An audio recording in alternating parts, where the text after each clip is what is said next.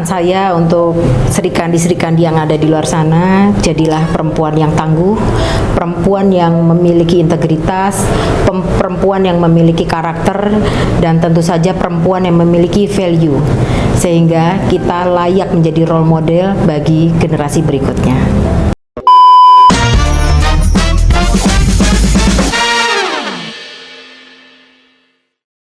Bismillahirrahmanirrahim. Assalamualaikum warahmatullahi wabarakatuh. Waalaikumsalam warahmatullahi wabarakatuh. Sahabat Bawaslu, ketemu lagi kita di posisi podcast Literasi Demokrasi Bawaslu Kabupaten Sragen. Posisi adalah sarana atau media komunikasi dari Bawaslu Kabupaten Sragen melalui tim kehumasan. Dan hadir kali ini adalah posisi edisi spesial dalam rangka memperingati Hari Kartini tanggal 21 April 2026. Saya, Sri Wiharini, akan mengantarkan perbincangan hingga akhir acara. Berbicara tentang Kartini, pasti kita akan kebayang sosok perempuan yang lembut, perempuan yang khas dengan gaya Jawanya, perempuan yang melekat dengan semangat emansipasinya. Namun, ada yang terkadang luput dari kita, bahwa Kartini pada abad 19 sudah menyuarakan kemajuan bangsa.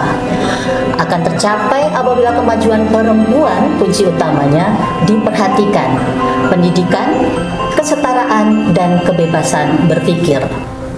Sahabat Bawaslu, kali ini edisi spesial kita juga menghadirkan tamu sebagai narasumber yang sangat spesial, Ibu AKBP Dewiana Syamsu Indiasari SIK MSI Kapolres Kabupaten Sragen. Selamat siang. Selamat Ibu. siang, Bu Rini. Sehat, Bu. Alhamdulillah. Izin sehat, Ibu Bu. Dewi ya Bu Kapolres. Yes, betul. Ya, Ibu Dewi. Sahabat Bawaslu, ini Ibu Dewi akan perkenalkan diri terlebih dahulu, siapa beliau, apa karirnya, dan berseragam tegap seperti ini jarang sekali Bawaslu akan kehadiran seperti ini, maka dipersilahkan Ibu untuk memperkenalkan diri. Terima kasih Bu Rini. Sama-sama. Assalamualaikum warahmatullahi wabarakatuh. Waalaikumsalam warahmatullahi wabarakatuh. Mohon izin memperkenalkan diri, saya AKBP Dewiana Syamsu Indiasari SIK MSI. Jabatan saat ini saya sebagai Kapolres Sragen.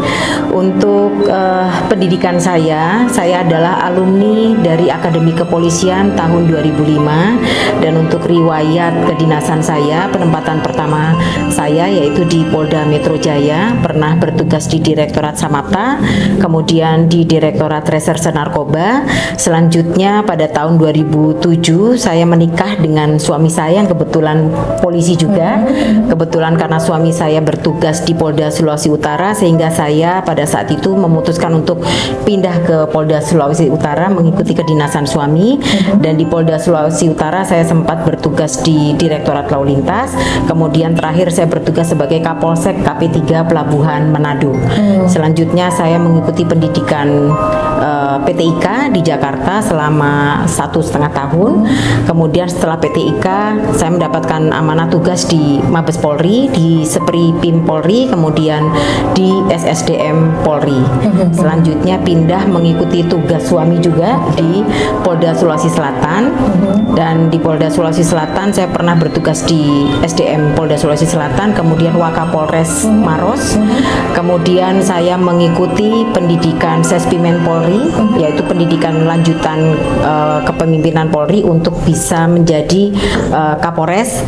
Dan setelah pendidikan Sespimen Polri, kami juga bertugas kembali di Polda Sulawesi Selatan di Direktorat Lalu Lintas.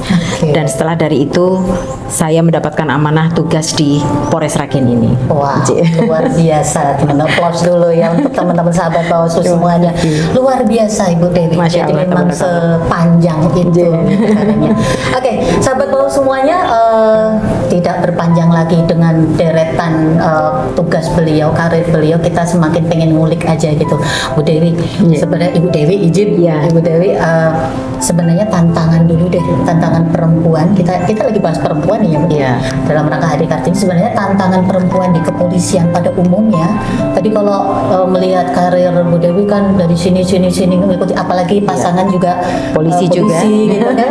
Pasti ada dong tantangan-tantangan. Pertama kita pengen berbagi nih ke sahabat Bawaslu semuanya. Apa sih sebenarnya yang paling gitu menjadi tantangan perempuan di Polri?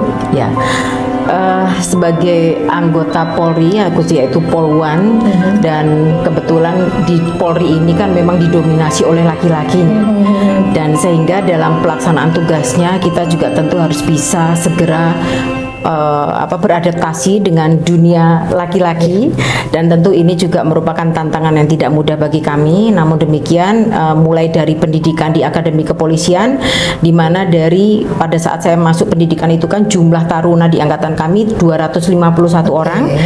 Ada 31 orang taruni, salah satunya adalah saya, dan selama hampir 4 tahun kami mengikuti pendidikan di Akpol, sudah dibiasakan dengan bagaimana ketika kita harus bekerja sama dengan rekan-rekan sejawat yang tentu kebanyakan adalah laki-laki.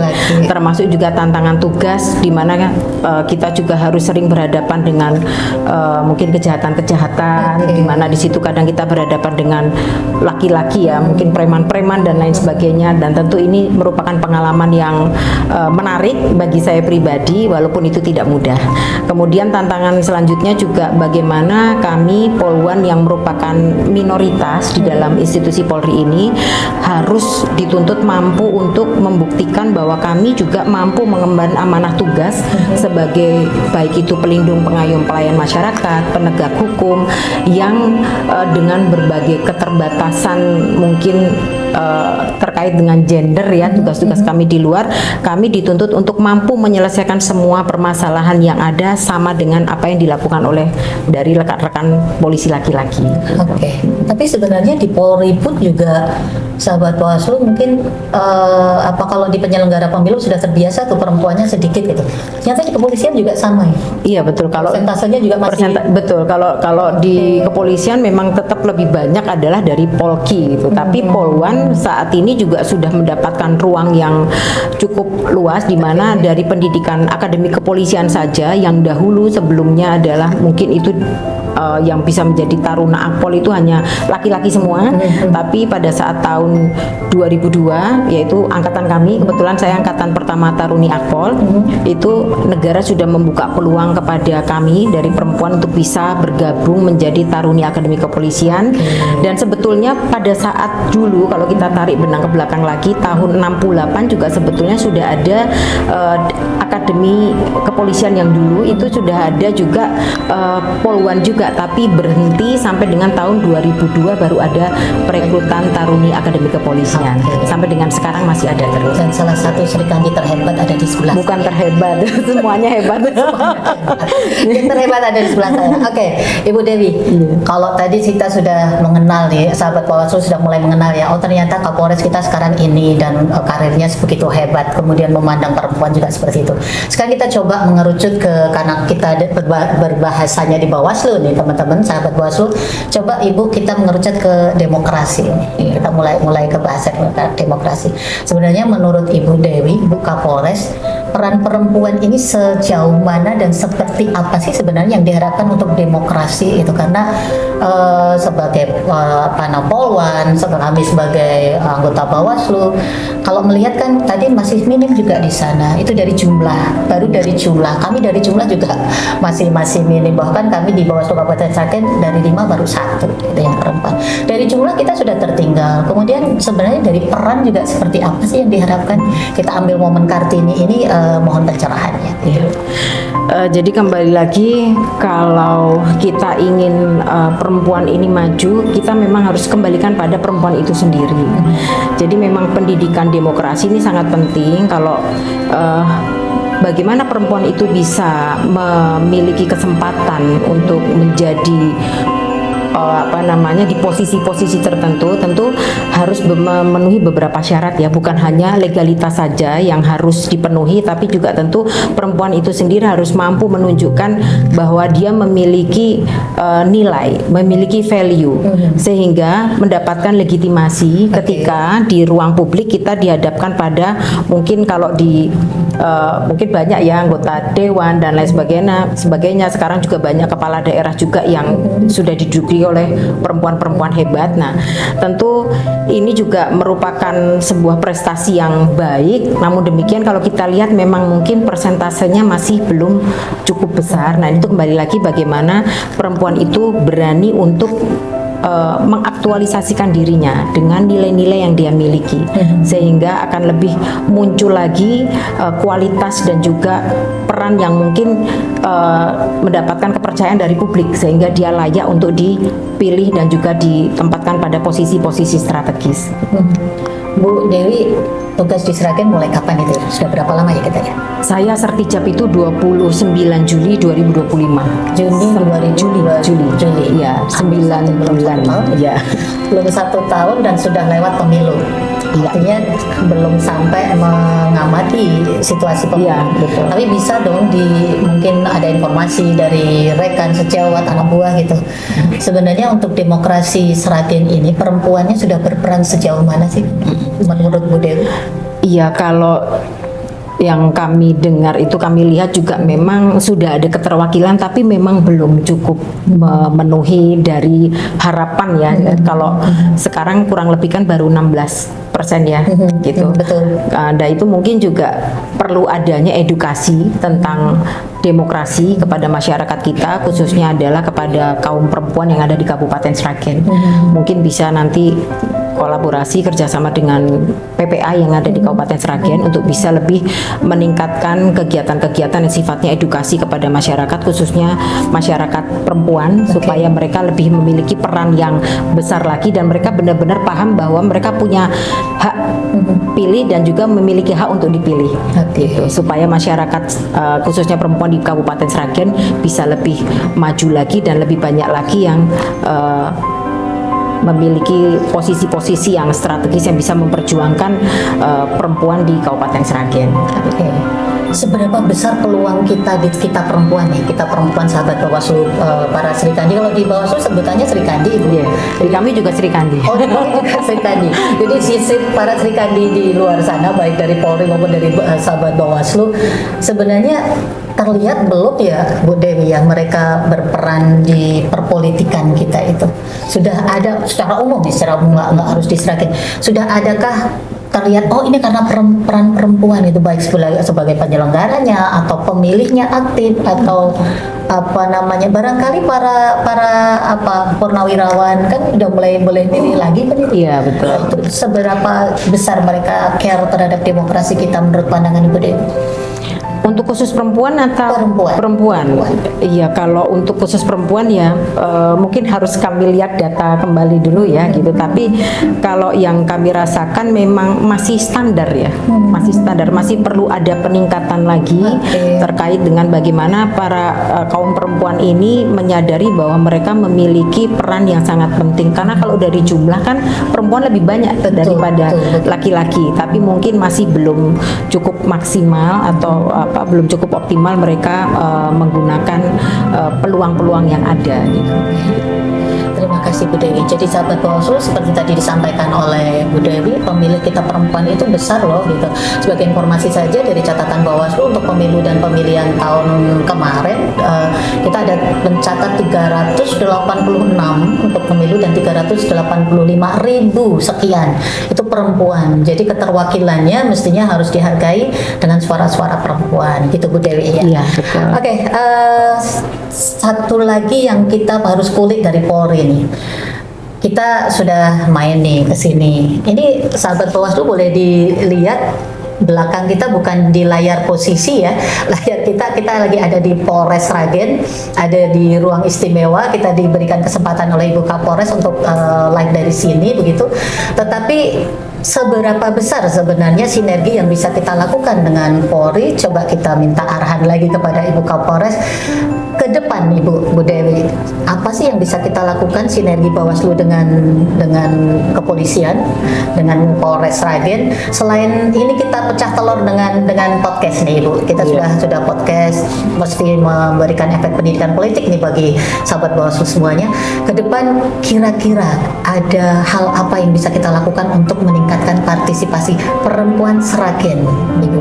Terima kasih, Ibu.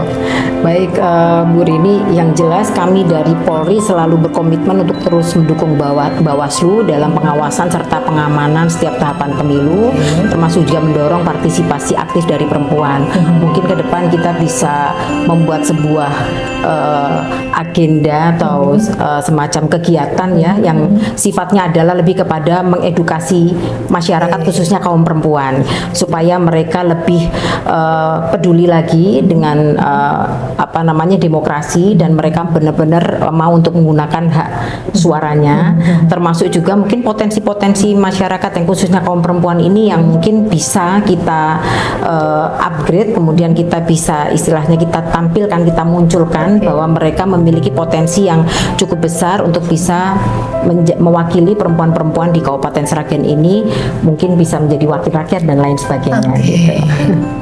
Karena sekarang baru 16% kan, nah, mungkin ke depan harapannya bisa lebih lagi, lebih banyak lagi. Oke. Terima kasih Bu Dewi. Jadi kita sahabat Bawaslu, alhamdulillah kita diterima dengan tangan berkah nih Bu Dewi. Artinya untuk ke depan kita masih bisa lagi merajut lagi kerjasama yang lebih, karena seperti yang disampaikan Bu Dewi tadi, anggota dewan kita baru 16% loh sahabat. Jadi kalau ada yang pemilu tahun depan barangkali nyalek tapi harus punya value gitu ya. Jadi yang disampaikan Bu Dewi harus punya value, perempuan jangan asal maju aja kan. Oke, tentunya kita berharap sinergi ini mampu menggugah semangat para perempuan Srikandi di Kabupaten Sragen, perempuan-perempuan hebat di Kabupaten Sragen untuk berpartisipasi khususnya di demokrasi, memajukan demokrasi di bumi Sukawati. Ya, jadi sahabat Bawaslu, tadi kita sudah banyak mendiskusikan tentang demokrasi, bagaimana perempuan, bagaimana kepolisian. Sekarang kita mulai ngulik sedikit nih, Ibu Dewi cantik ya, pasti suaminya ganteng juga. Coba kita kulik suaminya gitu ya.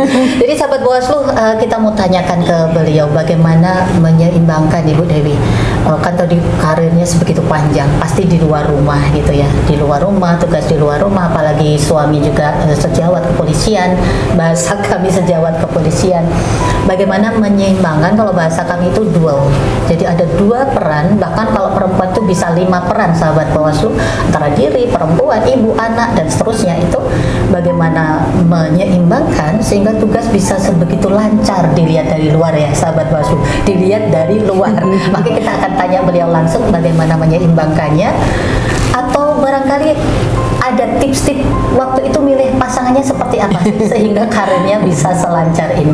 Silahkan Ibu Dewi. Ya, terima kasih Bu Rini. Jadi memang unik ya.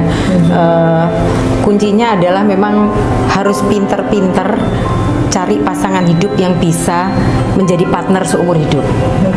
Kalau kata almarhumah ibu saya dulu, Dok, golek pasangan urip, ini bahasa Jawa, mudah-mudahan bisa ya semua.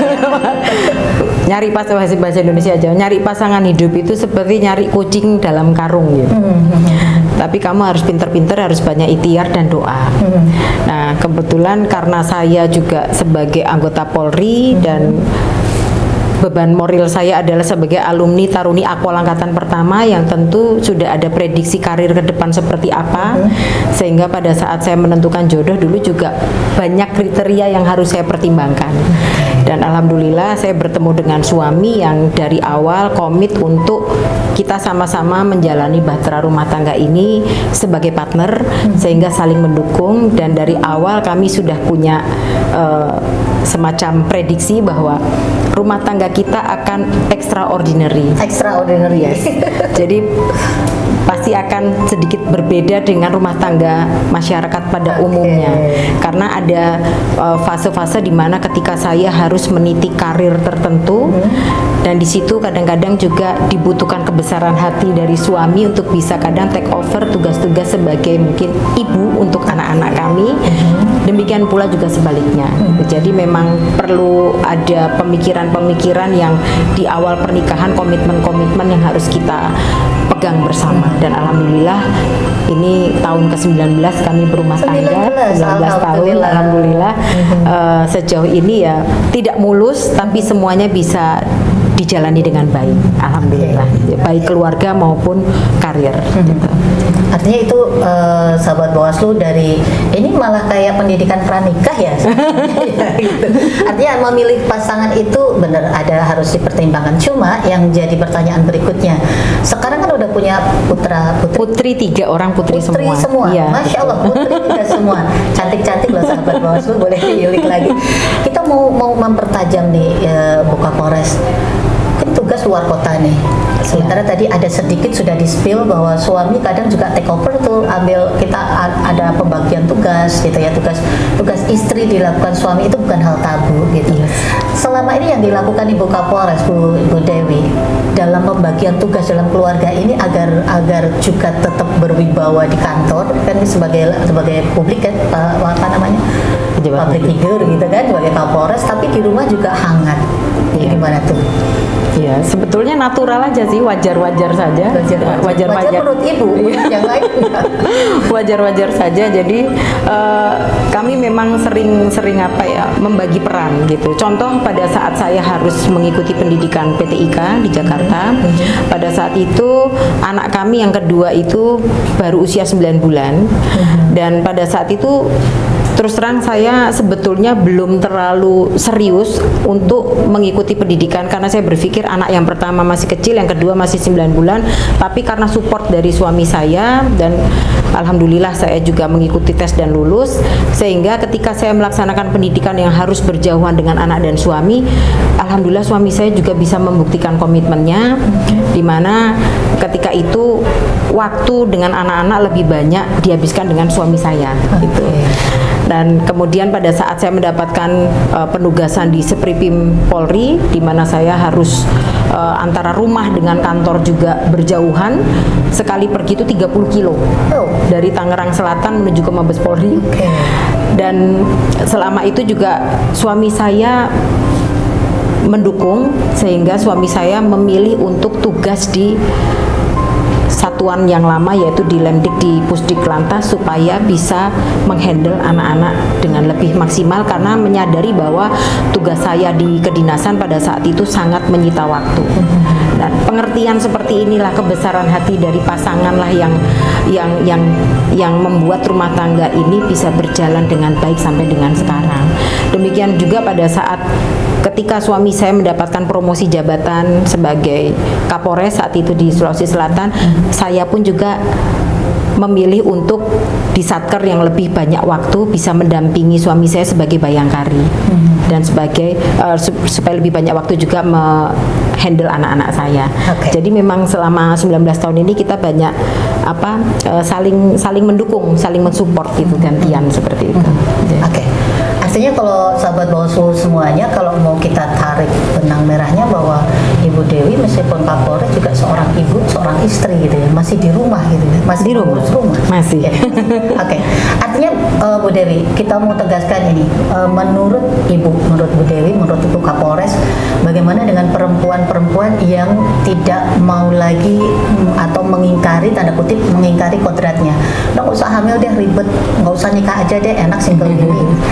Gimana dengan seperti itu? Sementara kalau kita lihat Bu Dewi juga karirnya Kapolres sekarang tadi panjang, tapi keluarga nggak ditinggal loh, suami masih tetap jadi pemimpin, karena tadi harus mengarahkan dan tidak mengganggu sama sekali dengan karir keduanya sepasang. Maksudnya seperti itu. Ada Bu Dewi, ada Pak Dewi. Pak Dewi siapa Ibu? Suami saya maksudnya ya. Pak Fatur. Silakan Ibu Dewi. Dengan Pak Fatur, artinya melihat perempuan-perempuan yang salah, tanda kutip salah mengartikan emansipasi berarti ya. Karena kalau kita lihat Bu Dewi tadi sama sekali nggak meninggalkan loh gitu, dia juga melahirkan tiga putri, kemudian masih mengelola rumah tangga juga, masih dengan Pak Fatur, tadi Pak Dewi saja. Silakan diberikan wawasan bagi emansipasi agar tidak melenceng. Gitu, Bu Dewi. Silakan. Kembali lagi, kalau menurut saya itu prinsip setiap orang berbeda-beda ya. Iya betul. Saya tidak bisa bilang dia salah, saya benar, tidak bisa, karena setiap orang punya standar yang berbeda. Tentu ini sangat dipengaruhi nilai-nilai yang dia lihat sejak dari keluarga. Mungkin seperti saya, bagaimana saya melihat nilai-nilai dalam keluarga kecil pada saat saya masih kecil, bagaimana peran ayah dan ibu saya sampai dengan saat ini. Jadi kalau misalkan ada orang yang memilih untuk tidak menikah atau bahkan menikah tapi tidak ingin punya anak, saya sangat menghormati itu, karena itu adalah pilihan pribadi dari setiap pasangan gitu, setiap orang.